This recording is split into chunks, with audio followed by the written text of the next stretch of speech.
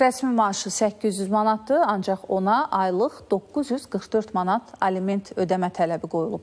Belə bir iddia ilə çıxış edən vətəndaş Nağı Bədəlovun aidiyyatı üzrə müraciəti nəticəsiz qaldığından başına gələni ATV xəbərə nəql edib. Vətəndaş haqlıdırmı? Ümumiyyətlə aliment necə və hansı meyarlar əsasında hesablanmalıdır? Sıradakı sujetdə əməkdaşımız bu suallara cavab axtarıb.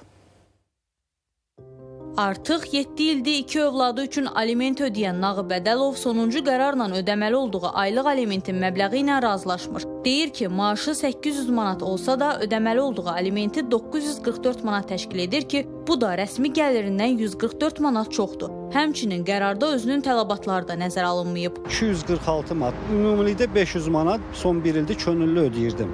Rəsmi olaraq 308 manat idi, mən amma 500 manat ödəyirdim. May ayının 29-u məhkəmə qərarı verildi. Mən 246 manat gözləyirdim. Qərar çıxandan sonra başa düşdüm ki, 800 manat mənim əmək haqqım var.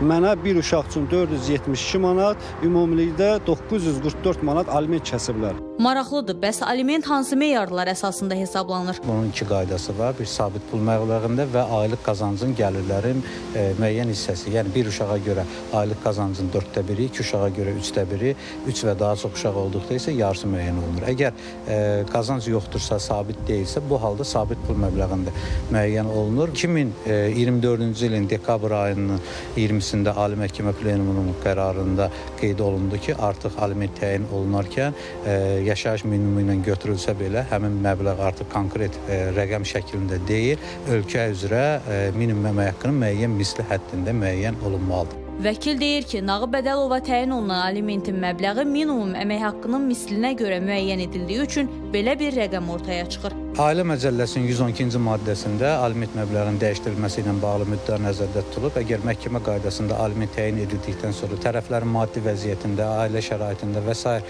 dəyişikliklər baş verilərsə, onların məhkəməyə müraciət edilərək alimentin məbləğinin dəyişdirilməsini tələb etmək hüququ vardır. Vətəndaş haqlı olduğu təqdirdə ödəmə qabiliyyəti və digər problemləri nəzərə alınmaqla, əgər alimentin ödənişində obyektiv çətinlik yaşayırsa, bununla bağlı ali məhkəməyə də müraciət edərək hüquqlarını təmin edə bilər. Nurlan Şiraliyev, Tural Məmmədov, Ağcəl Əskərli, ATV Xəbər.